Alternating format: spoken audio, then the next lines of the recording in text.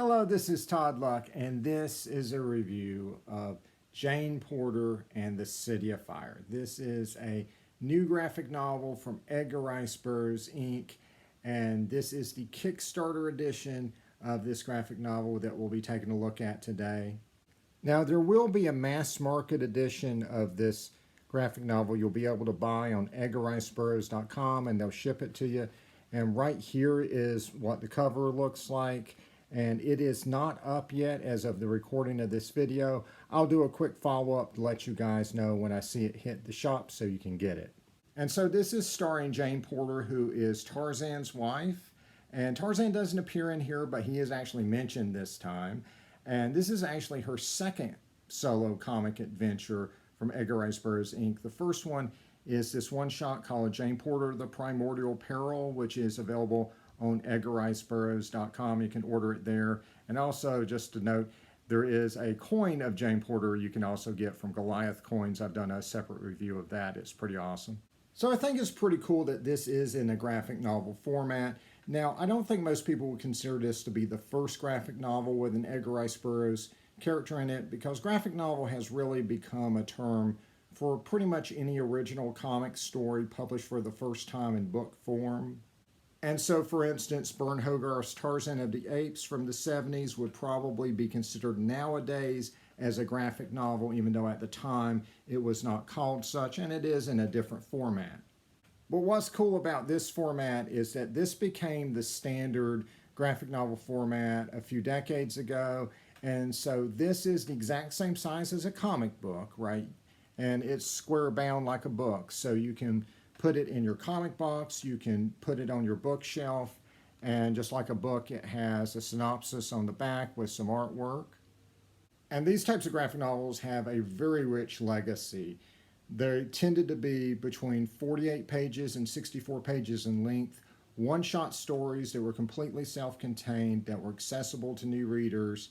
They were printed on better paper with better color processing, so the artwork was always spectacular. It was just this artistic tour de force with an absolutely epic story to match.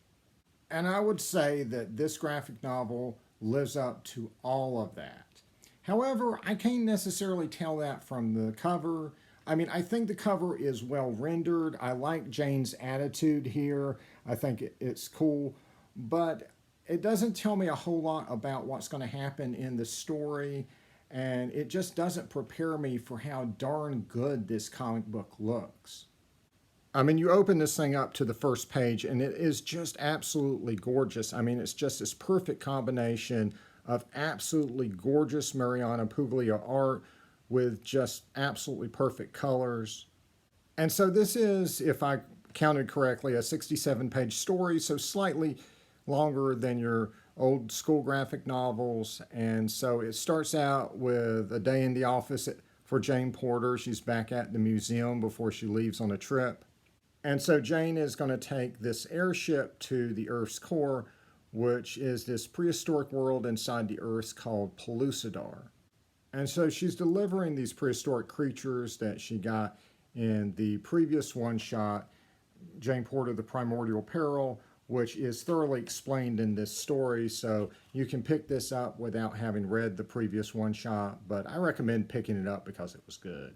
In recent novels, they have established that fantastic places like Pellucidar at the Earth's core are in another dimension, and now they can open up dimensional portals using the Gridley wave somehow, and so that's what they do. They fly through a portal to the Earth's core, but due to Gridley wave mumbo jumbo, as they call it, they end up on another planet instead. And of course, there are aliens on this planet, and so Jane gets entangled in a local conflict that she tries to help out with. And of course, in true Burroughs fashion, there are really cool monsters and a big fight scene at the end. And this conflict on this completely new planet we haven't seen before is introduced to us and resolved in a very thorough and satisfying way at the end. So as you can tell, the art team really brought it. This is an absolutely beautiful graphic novel, and the story lives up to the artwork. Now, looking through it before I read it, I was like, wow, there's a lot of dialogue in here. And there is, but you don't notice it at all when you're reading it. It is just so perfectly paced, it flows perfectly. And every single panel, every single word balloon is in here for a reason. And the action at the end is just as long as it needs to be and feels complete and satisfying. This is one of the best paced stories I've read in a while. Sometimes you forget that we used to tell stories like this, right? Graphic novels always used to be these self-contained stories, and this follows that tradition of absolutely being something that a completely new reader can pick up, right? This explains everything you need to know and wraps everything up by the end. Now, there's stuff established that they certainly could follow up on, but there's no dangling plot lines. There's nothing here that you're going to feel lost if you haven't read something else. I'd also like to say that the dialogue was a joy to read. There was a lot of dry scientific talk in the first Jane Porter one shot, and this is just very natural kind of human dialogue. There's funny, quirky things thrown in there, and it's just really nice to read. And also, I really do appreciate the inclusion of some characters in here who are connected to the Tarzan novels. It is nice to see them remember that Tarzan has a supporting cast and not be afraid to use them, and so I do greatly appreciate that. And so if you're wondering what planet this is on, I'm not sure myself. I don't believe it's mentioned in there unless I missed something.